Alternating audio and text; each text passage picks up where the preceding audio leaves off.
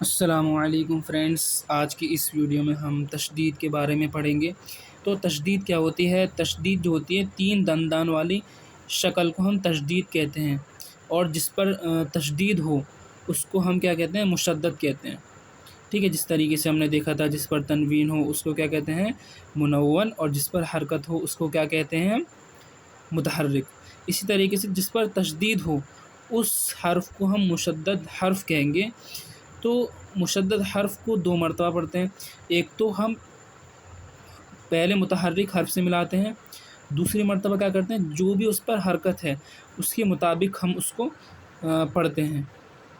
नून साकिन और नून मुशद्दद और मीम मुशद्दद में, मतलब नून मुशद्दद क्या होता है? जिस नून पर तशदीद हो। मीम मुशद्दद जिस मीम पर तशदीद हो। इनमें हमेशा गुन्ना करेंगे। ठीक है, और गुन्ने की मिकदार कितनी होगी? एक अलिफ़ के बराबर। यानी जितना हम बड़ा में खींचते हैं ना, इतना ही गुन्ना करेंगे। एक अलिफ़ की मिकदार मतलब दो हरकत, मतलब जिस दो ज़बर होते हैं, दो आ को मिला देते हैं, तो दो आ मिलकर क्या बन जाते हैं? बड़ा आ। और जो बड़े आ में जितनी आवाज़ आती है, तो उतनी ही आवाज़ इसमें आएगी। मतलब उतनी उतनी इसमें खींचेंगे हम गुन्ना करने में। और जब हरूफ़ क़लक़ला मुशद्दद हों तो उन्हें जमाओं के साथ पढ़ें। मतलब है ना, मैं बताऊँगा। जैसे ये है ओ पा, मतलब इस तरीके से हम पढ़ेंगे। ए पा, इस तरीके से। तो अब जैसे मैंने यहाँ बता दिया, और हमेशा ये बात याद रखें कि अगर मुतहर्रिक हर्फ के बाद जज़्म वाला हर्फ, साकिन हर्फ आ जाए, फिर मुशद्दद हर्फ आ जाए, तो अक्सर व बेशतर क्या करते हैं हम? मुतहर्रिक हर्फ को मुशद्दद हर्फ में मिला देते हैं। ठीक, क्योंकि मुशद्दद हर्फ क्या होता है? बड़ा है। ठीक है, क्योंकि उसमें दोनों हर्फ है, एक तो जज़्म है, साकिन हर्फ है, और एक मुतहर्रिक हर्फ है। ठीक है, और जो मिलती-जुलती आवाज़ होती हैं उनमें हमें क्या फ़र्क करना है, तो मैं आपको यहाँ पर समझा दूँ, जो मैंने अभी बताया आपको। मैंने क्या बताया कि ये जो शक्ल होती है, इसको हम क्या कहते हैं? इसको हम कहते हैं तशदीद। ठीक है, और ये क्या होती है? इसको हम क्या कहते हैं? जज़्म। आज तो हम इसको समझाएँगे, अगली वीडियो में इसको पढ़ेंगे, पहले समझ लीजिए। इसको हम कहते हैं जज़्म। और ये क्या होती है? ज़बर, ज़ेर, और पेश को हम क्या कहते हैं? हरकत कहते हैं। ठीक है, इतना चीज़ समझ में आ गया? तो मैं यहाँ पे लिख देता हूँ। इसको हम कहते हैं तशदीद। क्या कहते हैं? तशदीद। इसको हम क्या कहते हैं? जज़्म। इसको हम क्या कहते हैं? हरकत, क्योंकि तीनों है ना, अगर एक को कहते तो हम हरकत कहते। और इसी तरीके से यहाँ पे 1 लिख लो, ऐसे 2, 3, फिर 4, 2 ज़बर, 2 ज़ेर और 2 पेश को हम क्या कहेंगे? तनवीन कहेंगे। क्या कहेंगे? तनवीन। जिस हर्फ पर तशदीद हो उसको क्या कहेंगे हम? मुशद्दद हर्फ। जैसे बा के ऊपर तशदीद आ गया तो ये क्या हो गया? बा मुशद्दद। इसी तरीके से बा के ऊपर जज़्म आ गया तो ये क्या हो गया? बा साकिन। इसी तरीके से बा के ऊपर ज़बर ज़ेर पेश आ गया, ज़बर आ गया, ज़ेर आ गया, पेश आ गया, तो हम इसको क्या कहेंगे? बा मुतहर्रिक। बा, इसके ऊपर तनवीन आ गया, है ना, बा के 2 ज़बर आ गया, 2 ज़ेर, 2 पेश, तो हम इसको क्या पढ़ेंगे? बा मुनव्वन। मुनव्वन हर्फ। ये चीज़ समझ में आ गया? ये याद रखें पूरा। और जैसे अगर मीम, और मैंने क्या बताया कि जैसे मान लीजिए, जैसे ये है,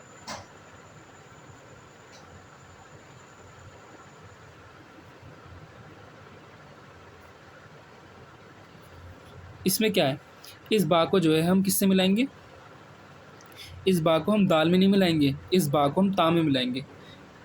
ये कायदा होता है कि जब साकिन हर्फ आ जाए और मुशद्दद हर्फ आ जाए। मुशद्दद हर्फ ये मैंने बता दिया कि जिस, देखिए ये देख लीजिए, जिस हर्फ पर तरजीह हो मुशद्दद, जज़्म तो साकिन हर्फ है, हरकत मुतहर्रिक है, तनवीन है तो मुनव्वन है। ठीक है, ये तो मैं बता चुका हूँ पिछली वीडियोज़ में, लेकिन आप इसको एक बार रिवाइज़ कर लें। तो अब तुमको इस बा को इस ताम मिलाएंगे तो ये कुछ इस तरीके से बन जाएगा। देखिए इस तरीके से।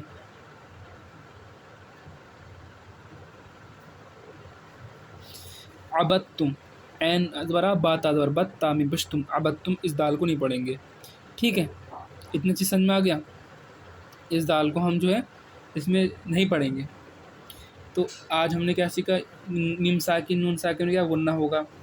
ठीक है, और जैसे अगर इस पे क्या है हरकत है, इसके बाद वाले पे साकिन है, फिर तशदीद है, तो हम ज़्यादातर जो है प्रियोरिटी किसको देते हैं, मुशद्दद हर्फ को देते हैं।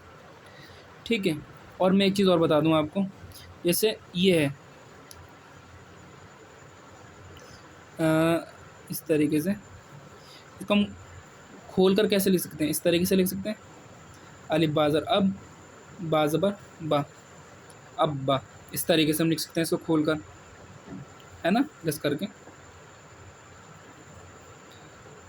पहले एक बार बाम मिलाएंगे और फिर जो बा के ऊपर हरकत होगी उसके हिसाब से पढ़ेंगे हम। ठीक है, इतना चीज़ समझ में आ गई। तो ये चीज़ समझ में आई। जैसे अब मैं हिंदी का ही बता देता हूँ, हिंदी में भी आपको कन्फ्यूज़न ना हो। हिंदी में क्या होता है कि जैसे अब्बा कैसे लिखेंगे हिंदी में, अब बा, ये जो बा है ये साकिन का काम कर रहा है, और दूसरा बा जो है वो हरकत का काम कर रहा है, और दोनों मिला के किसका काम कर रहे हैं, तशदीद का काम कर रहे हैं। ठीक है, ये समझ में आई। और इंग्लिश में क्या होगा, इंग्लिश में ये होगा, दो बी का हम यूज़ करेंगे, एक मिलाने के लिए, एक दूसरा जो है हरकत के लिए आएगा। तो ये याद रखें, एक बार हम मिलाएंगे, दूसरी बार क्या करेंगे, हम उसको उसकी हरकत के मुताबिक पढ़ेंगे। अब आपके दिमाग में आएगा इसको क्या पढ़ेंगे, हाँ, इसको हम क्या पढ़ेंगे। देखिए इसको क्या पढ़ेंगे मैं बताऊँ आपको, इसको हम खोल के लिख सकते हैं। अन को हम क्या लिख सकते हैं, अलिफ नून ज़बर अन प्लस, है ना, ये लिख सकते हैं, और फिर इसमें भी जज्म होगा, और फिर इस वाले पे हरकत होगी। अब मैंने क्या बताया, जिस हर पर तशदीद हो उसमें हम मिलाएंगे, तो हम बाम में मिलाएंगे।